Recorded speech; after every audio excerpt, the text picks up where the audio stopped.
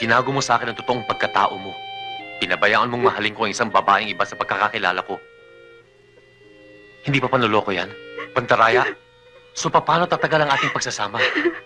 Our marriage was bound to fail because it was built on one big fat lie. And on that ground alone, I can file for an annulment.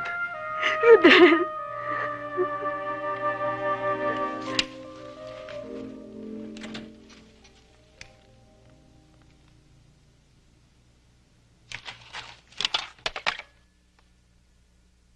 Miss Kisumbing, di ba sinabi ko ayoko maistorbo? Huwag mo nang kagalitan ng sekretary mo. Sinabi niya sa akin hindi ka pwedeng istorbohin. Hindi naman ako mga istorbo eh. Makikipag-ayos lang. Ano ba ang bagong ibig sabihin ng pakikipag-ayos? Konting drama, paulit-ulit na sorry, umaagos ng luha. Siyempre, matatangay ka na naman. Dahil pumilma ka ng kapirasong papel sa simbahan. Maghahanap ka ng bagong pagkakataon. Exhaust all available resources. Well, we have exhausted all there is.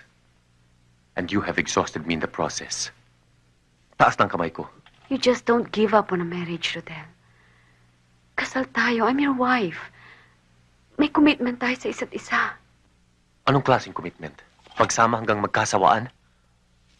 Mag-away hanggang I'm sorry, Fina. This past year, purgatorio ang dinanas ko sa'yo.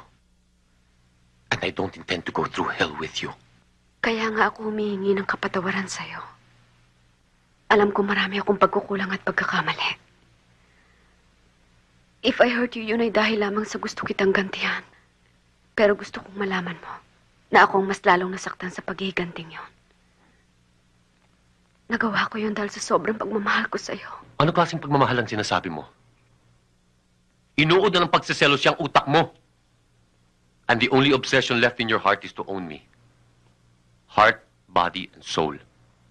Di bali kung sino masasagasan in the process. Konting pangunawa ang hinihingi ko sa'yo. Hindi mo pa maibigay.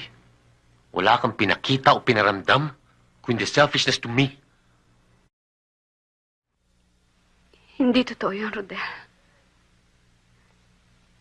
Mahal na mahal ko si Reggie.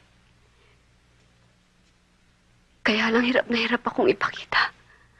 I tried my best. But I'm willing to try harder kung yun ang kailangan. Gagawin ko lahat ang gusto mo. Bumalik ka lang sa akin. Iwan mo si Titas. Titas is a wonderful woman.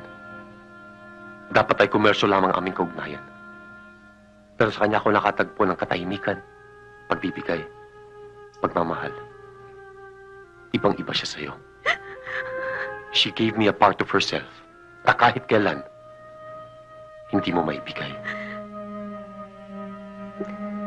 Lagi mo na lamang ba ipapaalala sa akin ang aking mga kakulangan? Lagi mo na lang ba akong susumbatan? Nang ipinagtapat ko sa'yo, hindi ako pwedeng magkaanak. Sabi mo na, hiintindihan mo. Sabi mo, hindi ko kasalanan. Oo. Pero kailan mo inamin sa akin yun? Nung huli na. You weren't honest with me when we got married. Itinago mo sa akin ang totoong pagkatao mo. Pinabayaan mong mahalin ko ang isang babaeng iba sa pagkakakilala ko. Hindi pa panloloko yan? Pantaraya? So paano tatagal ang ating pagsasama? Our marriage was bound to fail because it was built on one big fat lie.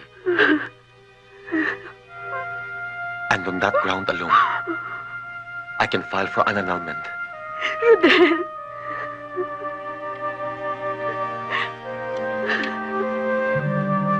Kasalanan mong pagkakalayo natin, Fina. You forced me to choose between you and Ditas. At siyang pinili ko.